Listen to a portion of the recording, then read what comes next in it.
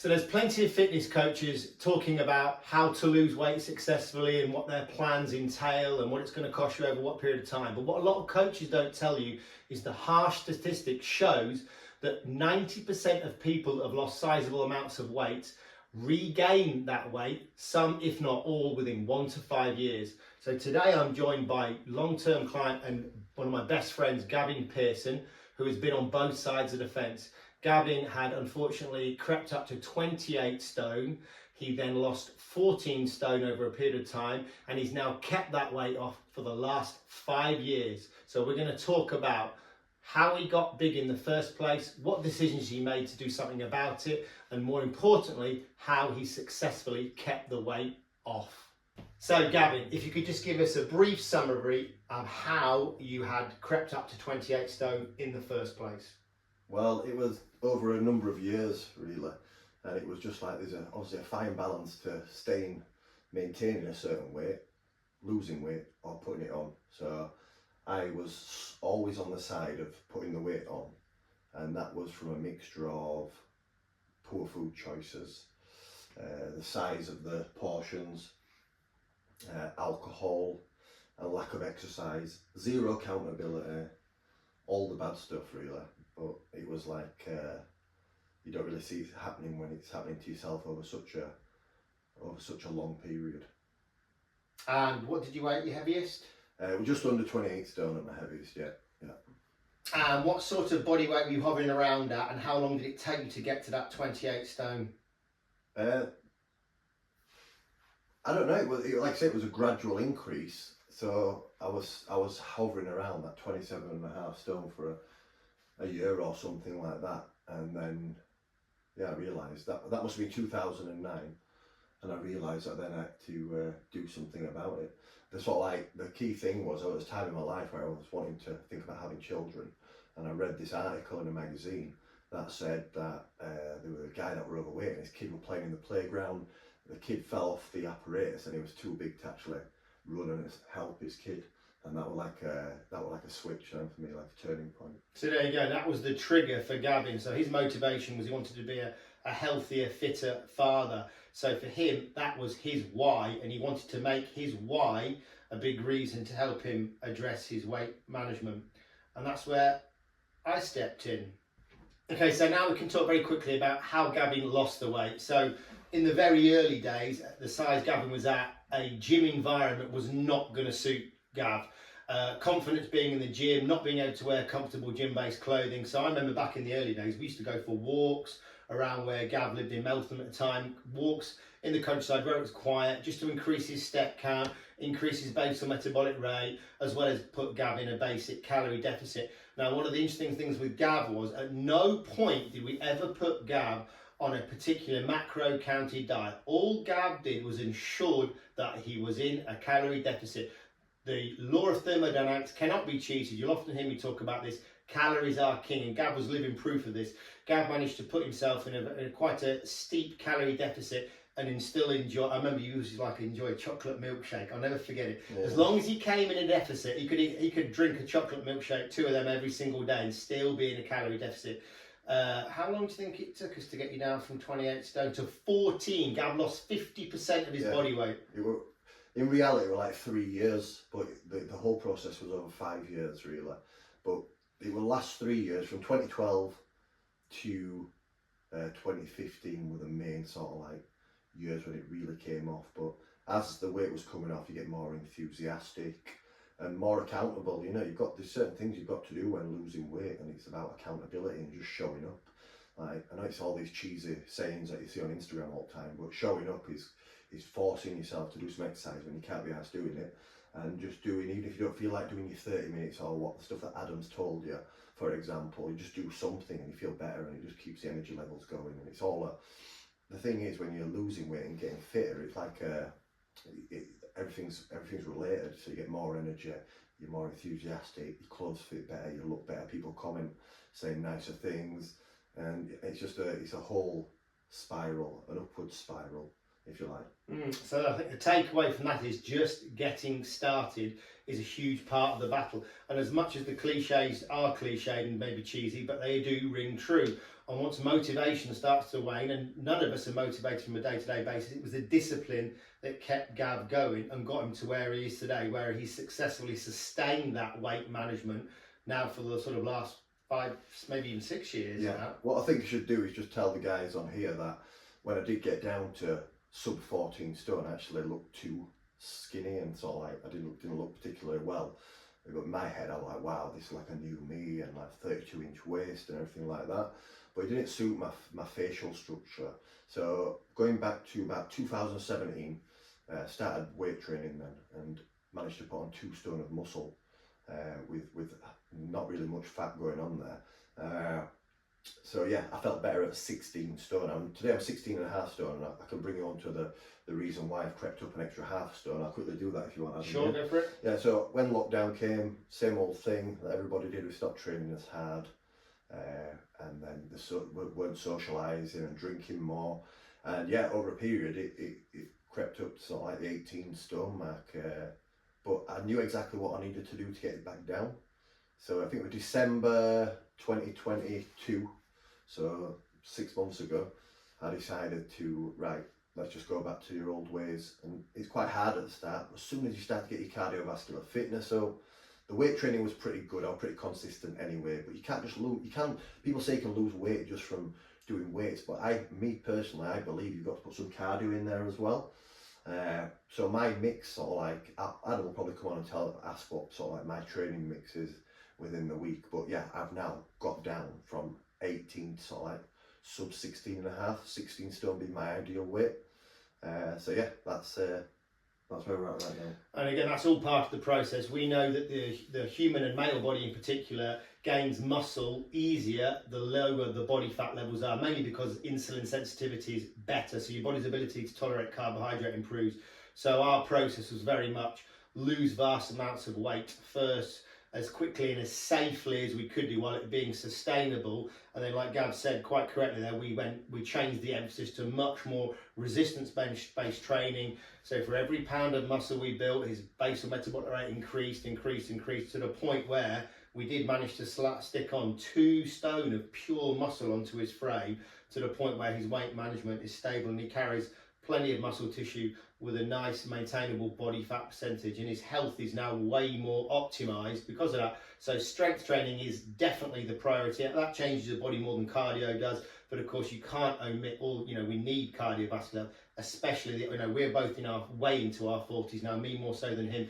I'll get that in there. He's a lot younger than I am. But you need your cardiovascular health, for heart and lung function, and also to keep cardiovascular disease at bay, diabetes risk, all those other factors that you don't think about when you're in your 20s and your 30s, and all of a sudden when you've got families and you've got kids of your own, they become a little bit higher up the pecking order. Yeah, one thing I'd go on to as well is that is an extension of just looking good and having good weight and feeling amazing. Like when you get into your 40s, you need to start looking. This is just my opinion. Is looking things like once yearly blood checks from like there's a place called Medichecks where you can get like a full hormone and blood panel profile, just to make sure that your levels are right, because a lot of people are walking around with certain deficiencies of minerals and vitamins, and that can hinder weight loss and hinder how well you're feeling. And so I'm really big into this sort of like biohacking and life hacking, and I think that's it. To me that's sort of like the fine tuning on top of all the work that Adam's done with myself. And yeah, the idea is try and live as long as possible in a great sort of like physical and mental shape, just so you can enjoy your life to your max, because that famous saying, life's too short. I tell you, when you get to 40, you start to realise that the time's ticking. It really is a game changer. So, but as far as do I enjoy myself now? Do you want to come on to that about my food and drink now? How I live my life? Sure. Because at the end of the day, when we're talking about sustainable weight management, one of the reasons why people blow back and gain some, if not all, if not more of the weight that they've initially lost is mainly because either they've dieted too hard and it simply hasn't been sustainable, they've made it too restrictive, so no one can sustain that long term. And also, if the habits haven't been established, people don't maintain that level of training, exercise, and being accountable and staying in a calorie deficit for longer periods of time, and the habits start to drop. You know, Gavin has got to the point where he will exercise extremely regularly and extremely consistently without any input from me, because he's made it such an integral part of his lifestyle. It's part of who he is and what he does. Yeah, that's so true. See, my relationship with food is still poor from time to time, but it's like I said previously, it's all about accountability. So it sounds crazy that I can go out on a weekend. I don't necessarily eat a lot on a weekend, but if I do go out drinking and so on, the day after drinking, my food choices aren't the best. But that's Adam's famous cheat day sort of day, but I do it a little bit more extreme. But throughout the week, then I'll make sure that I'll get them first early days in the week, get some good training in there to feel great. You know, to get yourself sort of like to discount what you've done on that cheat day, and then if I do have to go out for a work meal, or I go out for a meal midweek, or eat something which is not necessarily which is highly calorific, I will purposely go on the sort of like bike or treadmill, or go out running with my kids. And I may have been to the gym that morning as well. Prime example, last night I went to the gym, did 30-minute treadmill yesterday morning, and then did a 30 to 60 minute weight session. And then last night I just thought, wow, I ate quite a lot the day before.